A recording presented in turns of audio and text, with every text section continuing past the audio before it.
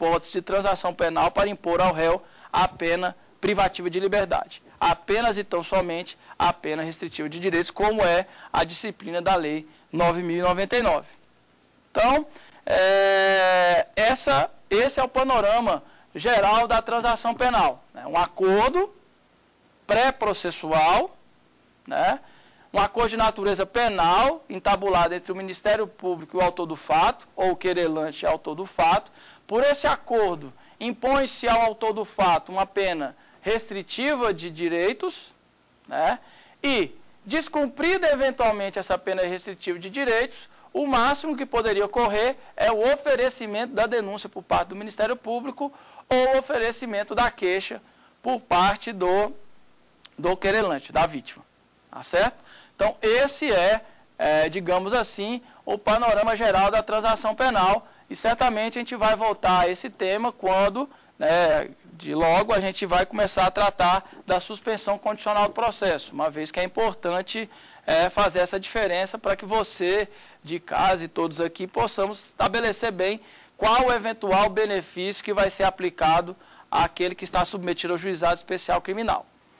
Muito bem, então, passando esse tema relacionado à transação penal, cabe agora falar da suspensão condicional do processo, que é outro benefício trazido pela Lei 9.099. E aí, eu queria chamar a atenção dos senhores, por quê? Porque, já de antemão, eu aviso, a suspensão condicional do processo, ou por muitos chamada sursi processual, não é um benefício exclusivo das infrações de menor potencial ofensivo. A suspensão condicional do processo, como nós vamos ver, é também outro marco no novo processo penal, todavia, ela vai além das infrações de menor potencial ofensivo. E essa observação tem que ficar, desde logo, colocada para evitar maiores dúvidas. A previsão legal, a previsão constitucional e o fundamento constitucional da suspensão condicional do processo estão, digamos assim, na autonomia da vontade, na descarcerização pretendida atualmente, e também por muitos baseada no princípio da indisponibilidade regrada. Ou seja, o Ministério Público, a ação penal como regra é indisponível, mas nesse caso específico, como nós vamos ver, o Ministério Público teria uma espécie de disponibilidade para manter ou não a ação penal. Mas vamos ao artigo que trata da suspensão condicional do processo. O artigo que trata da suspensão condicional do processo é o artigo 89 da Lei 9.099. E o que é que ele estabelece? Estabelece o seguinte: nos crimes em que a pena mínima combinada for igual ou inferior a 1 ano, abrangidas ou não por esta lei, o Ministério Público, ao oferecer a denúncia, poderá propor a suspensão do processo por 2 a 4 anos, desde que o acusado não esteja sendo processado ou não tenha sido condenado por outro crime, presentes os demais requisitos que autorizariam a suspensão condicional do processo. E aí nós temos ainda mais 7 parágrafos a respeito da suspensão condicional do processo que vão ser oportunamente analisados. Bem, para evitar maiores problemas, mais uma vez aqui a gente tem que diferenciar a suspensão condicional do processo de outros institutos que podem ser parecidos, né? Como eu disse a respeito da transação penal, a suspensão condicional do processo é um benefício que pode ser considerado inspirado em outros benefícios trazidos, por exemplo, pelo direito norte-americano, mas com eles não se confunde. Porque, como eu disse, na aula a respeito de transação penal, no direito norte-americano há uma ampla gama de oportunidade para o Ministério Público atuar. Ele pode barganhar, ele pode cuidar até de crimes mais graves, propor acordos no mais variados sentidos.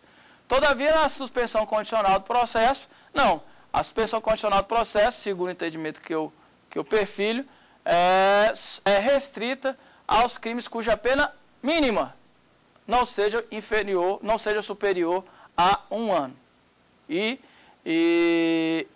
Então, o que diferencia de outros institutos aí no direito comparado.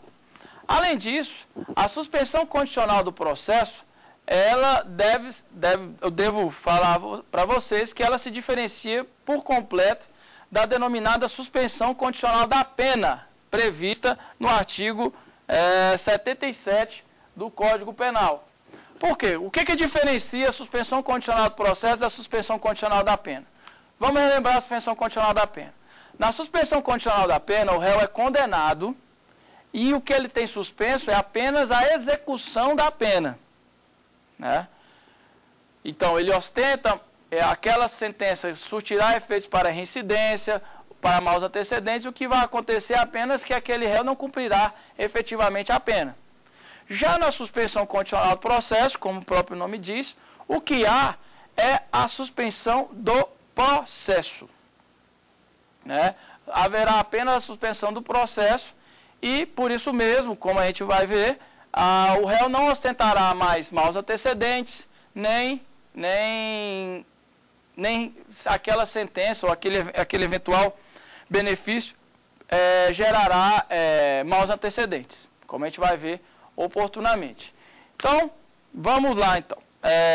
Então, vista essa diferença, ou seja, enquanto um suspende a pena, o outro suspende apenas o processo, gerando ou não gerando reincidência e maus antecedentes. Então, vamos aos requisitos estabelecidos pela lei, né? Quais são esses requisitos? Vamos lá. Crimes em que a pena mínima combinada for igual ou inferior a 1 ano, abrangidas ou não pela Lei 9.099. Então, para recordar, eu sei que são muitos números, então por isso eu estou frisando isso. As infrações de menor potencial ofensivo são todas as contravenções e os crimes cuja pena máxima não superam 2 anos. Lembre-se, infração de menor potencial ofensivo, o requisito é pena máxima, não superior a 2 anos. Por outro lado, a suspensão condicional do processo se aplica quando a pena mínima não superar 1 ano. Então, pegando um exemplo de um crime que todo mundo conhece, o vulgo 171, né? Também chamado de estelionato. O estelionato, simples, ele tem pena de 1 a 5 anos. Né? E aí, você pode, no caso concreto, se deparar com essa questão. Estelionato seria uma infração de menor potencial ofensivo? Não. Não é uma infração de menor potencial ofensivo, por quê? A pena máxima do estelionato é de 5 anos. Então, por exemplo, estelionato vai para os juizados especiais criminais? Não. Estelionato aquele que comete estelionato tem direito à transação penal? Não também. E por que eu peguei o exemplo do estelionato? Por quê? O estelionato, a pena mínima é de 1 ano.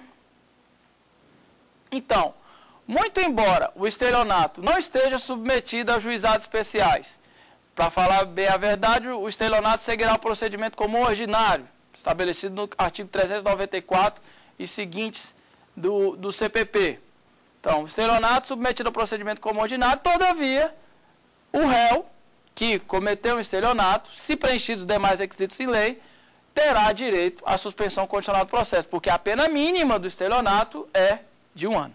Então, diferentemente da transação penal, o requisito agora não é a pena máxima, e sim a pena mínima.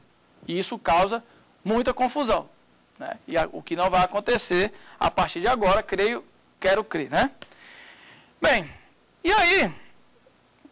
Então, suspensão condicional do processo, pena mínima não superior a 1 ano. Muito bem.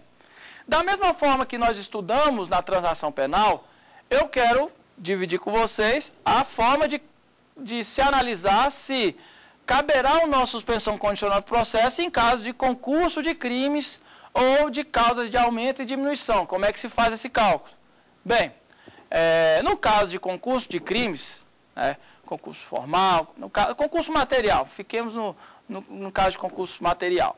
Enquanto na transação penal eu devo somar as penas máximas para saber se elas superam ou não 2 anos, na suspensão condicional do processo, eu vou somar não as penas máximas, mas sim as penas mínimas.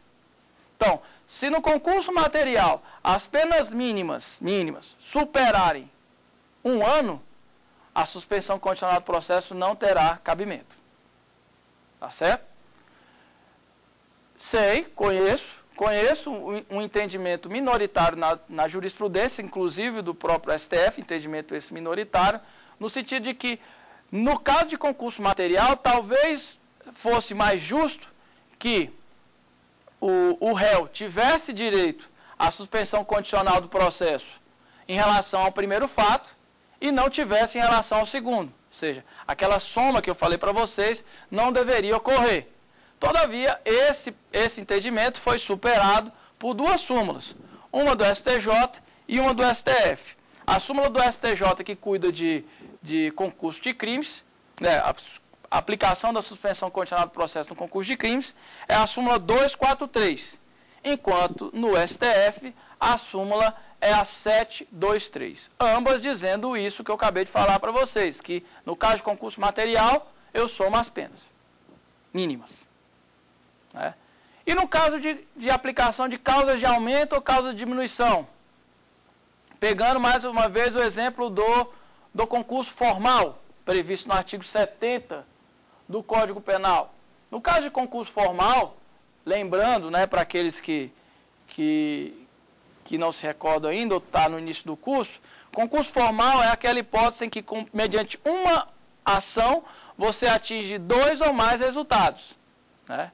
E, se esses 2 resultados tiverem desígnios autônomos, eu aplico a regra do concurso material.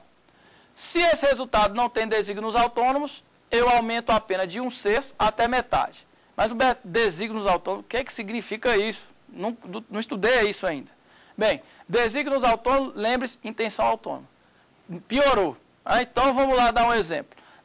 O exemplo, pegamos aí um exemplo de acidente automobilístico. Você vê na parada de ônibus, você tem o seu carro lá, vem tranquilamente, com ódio no coração em relação a determinada pessoa, e quando vem, encontra essa pessoa na parada. O que você faz? Você tem vários meios de se vingar. Mas como o que está disponível é o carro, você pega o carro e vai em direção a essa pessoa, pouco se importando se acertar ou não outras. Então você atropela uma pessoa e acaba atropelando outras também. Nesse caso, se a intenção sua era autônoma, ou seja, eu queria acertar A e pouco me importava, lembre-se, dolo eventual, em relação às outras, o que eu faço? Somo cada uma das penas. A hipótese é de desígnios autônomos e, por isso mesmo, de soma, de concurso material. Então, para resumir, uma conduta, ou seja, o carro foi em direção àquela parada, todavia, vários resultados pretendidos de maneira autônoma. Então, se eu queria ou assumir o risco de cada uma daquelas condutas, a regra que é aplicável ali é a de concurso material. E por isso mesmo eu somo as penas. Então, se a pena mínima na lesão corporal é, salvo engano, pena mínima na lesão corporal é 3 meses, segundo o artigo